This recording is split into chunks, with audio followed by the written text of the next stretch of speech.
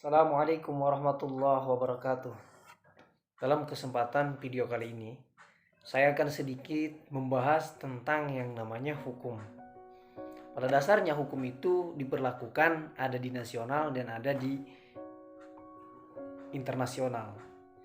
Dimana kalau kita menyangkut tentang nasional negara Indonesia, dalam Undang-Undang Negara Republik Indonesia, Pasal 1 ayat 3 menyatakan bahwa negara Indonesia itu adalah negara hukum.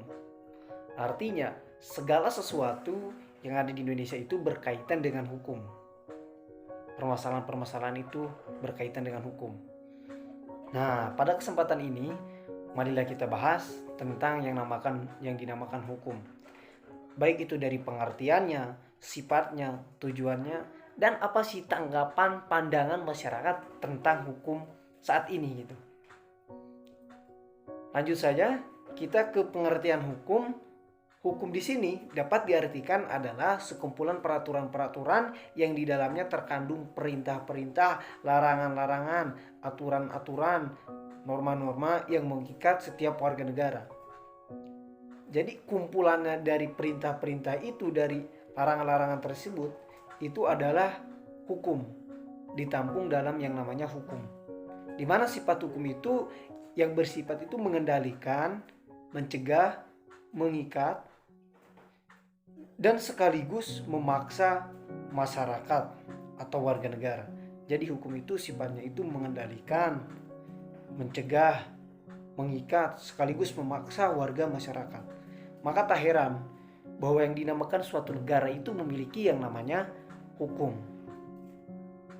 Agar terciptanya ketertiban, ketentraman, dan ketenangan, maka diciptakanlah hukum.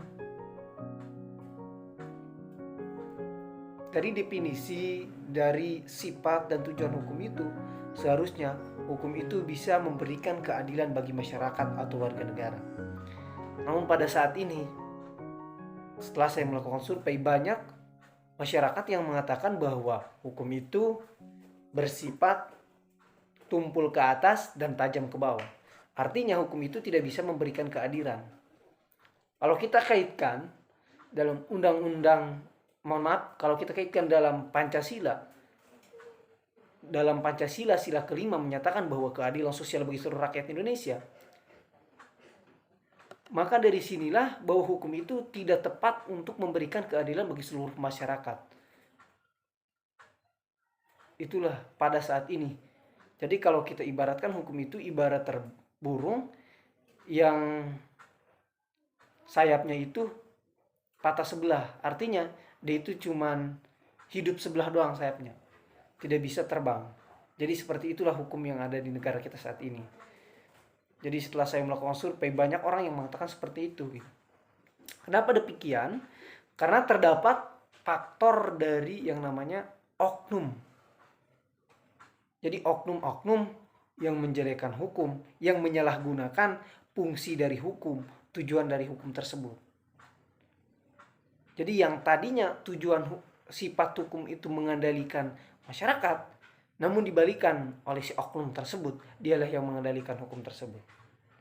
Jadi terdapat unsur-unsur yang tidak selaras di dalamnya, unsur-unsur yang bisa menguntungkan kepada dirinya gitu. Jadi seperti itulah tentang hukum yang ada di kita, tentang tanggapan masyarakat tentang hukum saat ini. Maka tak heran banyak masyarakat yang mengabaikan hukum karena dalam hukum itu dianggap tidak penting lagi, karena hukum itu seperti itu katanya. Jadi peran negara di sini sangat penting dibutuhkan untuk menciptakan hukum atau mengembalikan hukum ke tujuannya itu agar terciptanya ketertiban, ketenangan, serta keadilan dan kesejahteraan bagi masyarakat.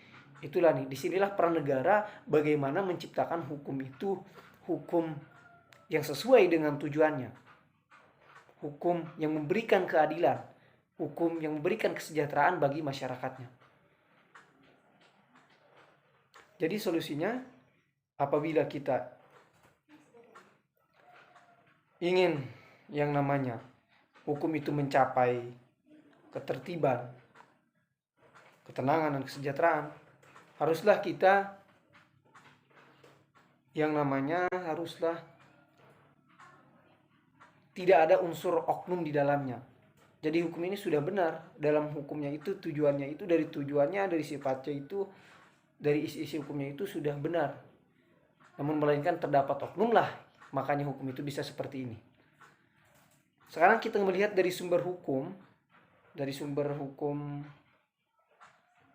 formil tentang undang-undang dan hukum tidak tertulis. Nah, hukum tidak tertulis ini sebenarnya udah tepat gitu.